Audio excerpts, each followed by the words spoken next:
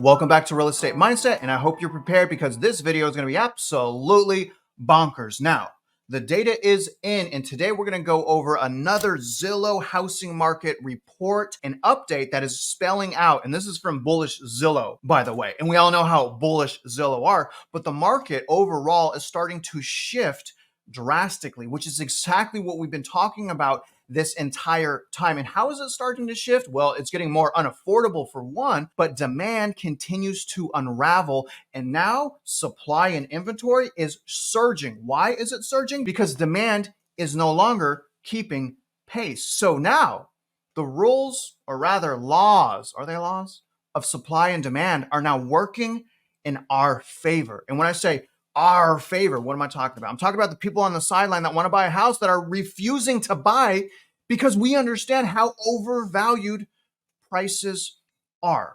So this is a very, very good report. I really hope you guys like it. If you do find help, don't forget, like this video. It helps out the channel, and I need help, you guys. I'm getting burnt out. Please help me grow the channel, share it. Don't forget how much I need you guys. Comment below as well. I want to hear from you. But either way, I hope you guys enjoy. All right, guys, so this is their May 2024 housing market report titled Market Moves Closer to Balance as Sellers Return and Buyers Balk. May 2024 housing market report. So I'm going to do my best just to go through this report. I'm going to try not to go on any rants here. Again, I just want to give you guys the raw data on this one. Even though Zillow drives me crazy and people are like, well, why are you referencing it? Because there's only one Zillow. We only have so much real estate data to reference. I'm also at the mercy of Zillow because I only have access to MLS in Houston. Let's start by listening to what Zillow has to say regarding inventory infusion. New listings from sellers took a significant step up in May, rising 8% month over month. Okay, so rise in inventory, that is good. A bit more than pre-pandemic averages. Again, as a percentage, as a unit amount, we are well under, but as a percentage, we're close to averages. At 13% above last year's extremely low pace, the effects of rate lock owners holding on to their existing homes and low mortgage rates appear to be lessening over time, even as outstanding mortgages have a rate well below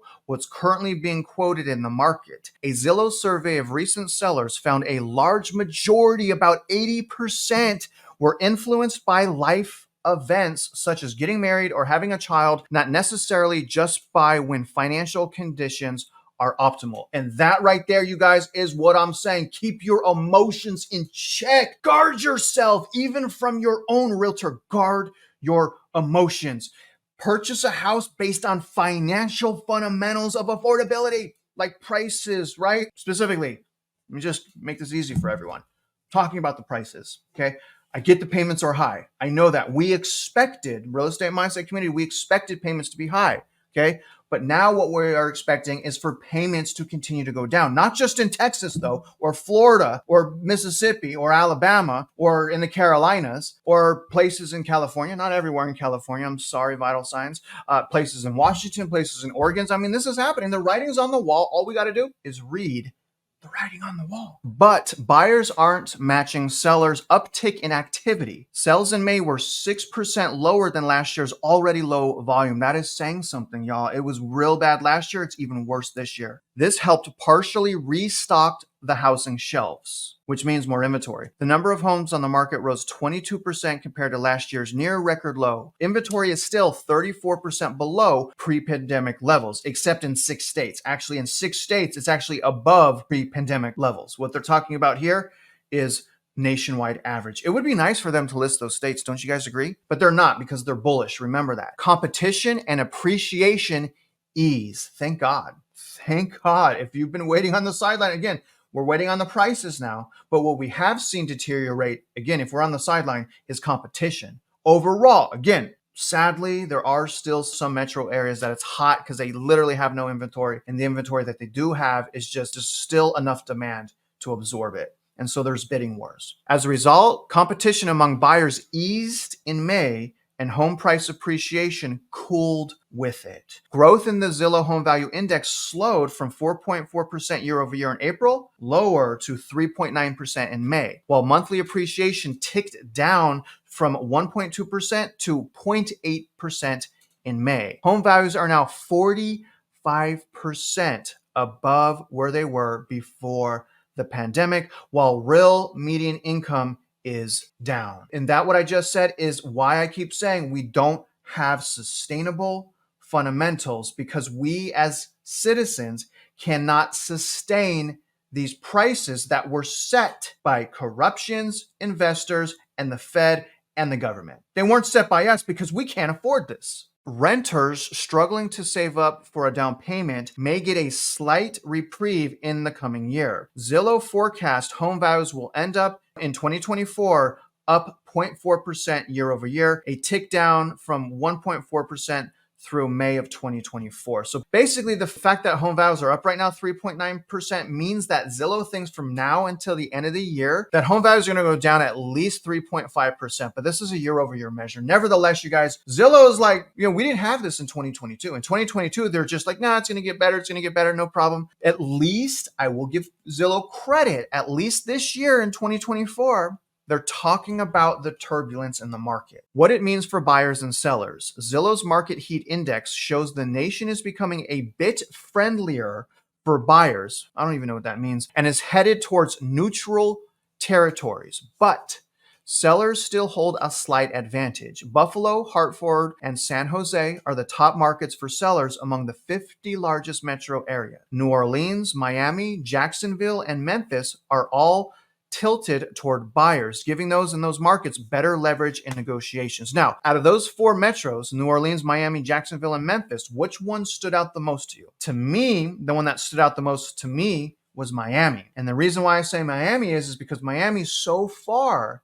has not had price declines, but yet their inventory right now, at least, is exploding. So I'm very curious to see what's going to happen next in Miami, as you guys probably should be too. I don't know though, it just depends what interests you. Now, nationwide, nearly a quarter of all homes for sale received a price cut in May. Okay, so that's not counting April. Okay, there was price cuts in April. They're just saying only in May. That is the highest share in at least the last 6 years for this time of year. There's a good chance that buyers can purchase a lingering property for less than the price listed. And I can 100% do that in Houston, Texas. 100%. This environment makes experienced agents all the more valuable for both buyers and sellers. They always needed to be valuable. It's just they fall short in their value. That's why I keep knocking realtors, okay? But I'm also trying to make them stronger, because why would I want to make realtors stronger? Because they represent, how many people do you think they represent over their lifetime? Maybe 100 people. If we help realtors become great, then they're going to help 100 people, right? Where me and you are going to buy 1-2 houses. We got to help the people that are on the front lines. Like, just be honest. When it comes to realtors, it's not just dishonesty. There are many, many realtors that are dishonest, for sure. I would say more than half of realtors are dishonest. But there's another thing at play here. It's not just dishonesty. It's just a lot of realtors are just not experienced. And so doesn't necessarily mean they're a bad person. It's just even realtors do not know what they don't know. And I could tell you guys, as someone that's licensed as both a realtor and a loan officer, the training after you get your license is trash. I haven't found a brokerage, maybe Keller Williams, that even has a program to properly teach agents. They don't get training. You guys are literally getting more training with this channel than the agents do at their own brokerages. And if realtors don't step up, I'm going to tell you, AI will replace us. They will replace us because most people aren't demonstrating the value of working with a realtor. Now here's Zillow's little map right here. This is Zillow's market heat index. And basically the yellow is more of a seller's market and the blue purple is more turning into a buyer's market. Let me move my picture here, but what do you guys notice right away?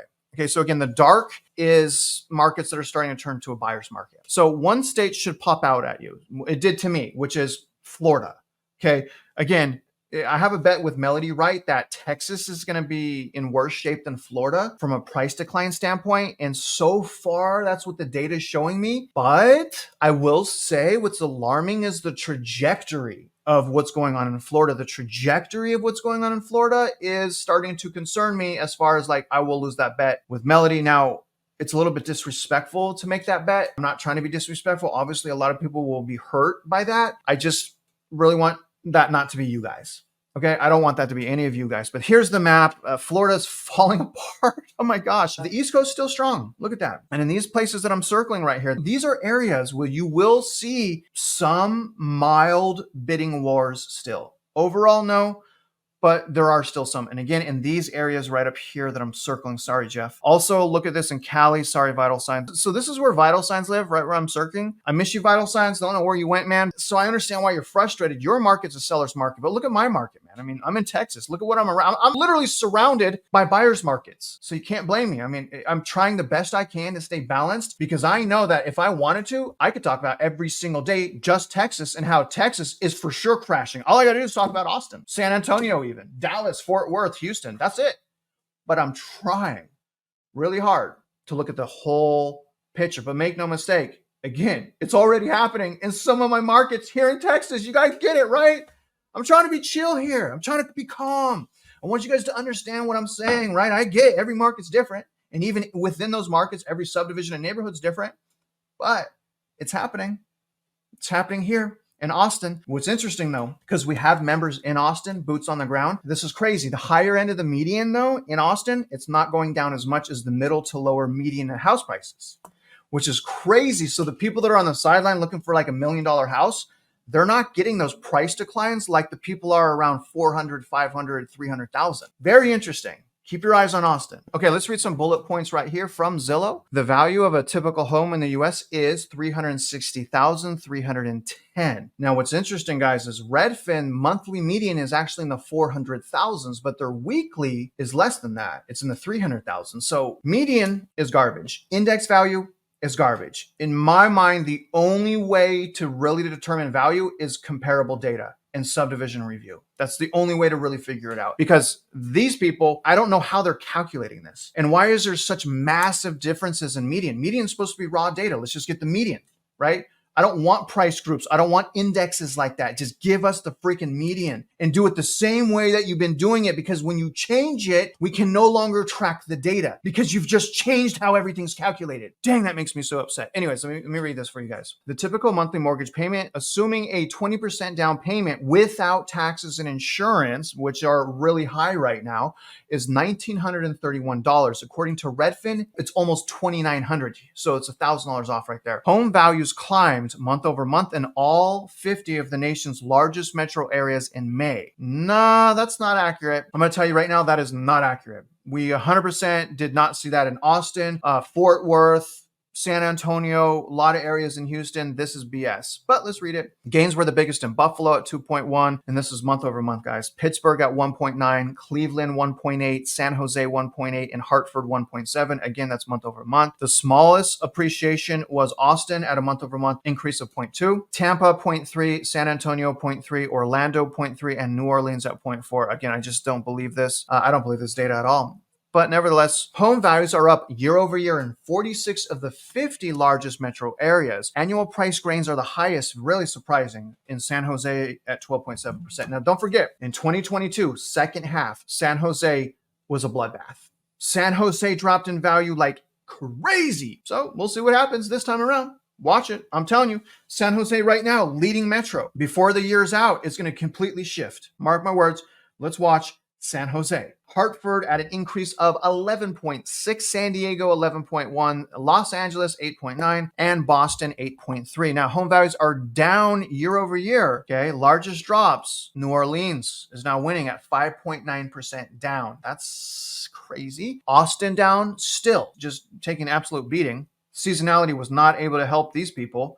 They're down 4.1%. Again, the median is actually, in some areas, is actually up, which is, again, why I keep saying subdivision review, guys. San Antonio also down 2.2%. Now, I believe Austin and San Antonio are on this list 100% because of new home inventory. New home inventory is exploding. We literally have hyper supply of new homes in Texas. And it is so grossly underreported. I think some of these guys should go to jail. Taking a look at inventory and new listings increased 7.9% month over month. There were 12.6% more listings year over year. New listings are still 23% lower than pre-pandemic levels. It is growing. Inventory in May increased by 7.4% from last month. So that's month over month. There were 22.1% more listings active in May compared to last year. So that's 22% growth actually year over year. Inventory levels, however, are 33.8% lower than pre-pandemic levels for the month. And we read about price cuts. Let's read about newly pending sales. Newly pending sales held steady in May from the prior month. Newly pending sales decreased, so it's worse than last year. It's a bloodbath in real estate by 4.2% from last year. Real estate agents are hurting. Median days to pending, the typical time from initial list date to pending status for homes that went under contract during the month, is at 13 days in May, which is unchanged from April. That's nonsense. This is what I'm saying. I don't know how they're calculating that. According to Redfin, it's 30 days. So Redfin says actually it's 32 days on Redfin. So they're saying 13 days in May. Something's wrong. Okay. Does this only count homes that were listed in May? Are they not counting April houses that have 100 days on the market? Zillow, how are you calculating this? And why is it so different from other people? Because again, in my market, I see days on market exploding. But you're saying homes are selling in less than 2 weeks on average. I don't buy it. Uh-oh, guys. Rents. Okay, so rents is a big deal. Asking rents increased, and I see this in my market. It blows my mind. It's rebounded in my market in Houston. Increased 0.6% month over month in May. But real quick, so has the inventory. So on one hand, asking rent in my market is starting to go up again, but the inventory is also exploding, which means more than likely those people are offering like 2 free months of rent. And we can't really see the decrease in asking rent, but it is concerning. Because rent, even though it's cheaper to rent than buy, like it's never been a better time to rent when compared to buy, it's still overwhelmingly unaffordable. Because again, we didn't have income growth. We had the rent explode, but we did not have income explode. Now, this is interesting. Rents fell on a monthly basis in just one major metro area, which is Birmingham, Alabama, at 0.3%. They held steady in Tampa and New Orleans, Louisville, and Miami, which were down. Those are basically balanced now, sideways. Rents are up from a year ago. And unfortunately, guys, this is what I'm saying. 48 of the 50 largest metro areas. Annual rent increases are the highest in Providence at 7.1, Hartford at 7, Louisville at 6.4, Cleveland at 6.3, and Buffalo at 6%. And you guys may remember, I've been beating up, I won't use his name, but he's so cringy. But, I remember listening to this guy. He's a YouTuber trying to like convince people to buy right now and like scaring people. He's like, you better buy now. If you don't, rent's going to go up 15%. He was guaranteeing to his audience that if they didn't buy, and this was, I think, in 2022, could have been 2023, that if his audience wasn't buying, that they're going to pay 15% more in rent. Where has rent gone up 15% year over year? Where has it even gone up double digits? Anywhere on here? Because according to Zillow, that's a flat out lie. And that guy, honestly, no comment. I'm just going to move on. Now, if you guys want a little bit more detailed information, you guys can go to these tabs right here, which are pretty cool. There's a drop down, has many different metro areas, and you can study the general area that you want to buy in. It's pretty cool stuff. Again, it's not going to be a subdivision review, but it is here. And this article will be linked in my description if you guys want to pick it. But honestly, I think you would be wasting your time. The big picture here is localized subdivision review. I really hope you guys are getting that. Now, don't forget, you guys, be patient, love yourself, work on your relationships, work on your purchasing power, which is your credit, your income, and your assets. Keep it simple. Stay patient. I love you. I'm proud of you. But, okay, things are changing. Please, guys, I want to stay proud of you. I want to see you guys disciplined. And more than anything, I want to see you happy. Now, other than that, guys, if you're out there investing in real estate, you already know I wish you luck, and I hope you win.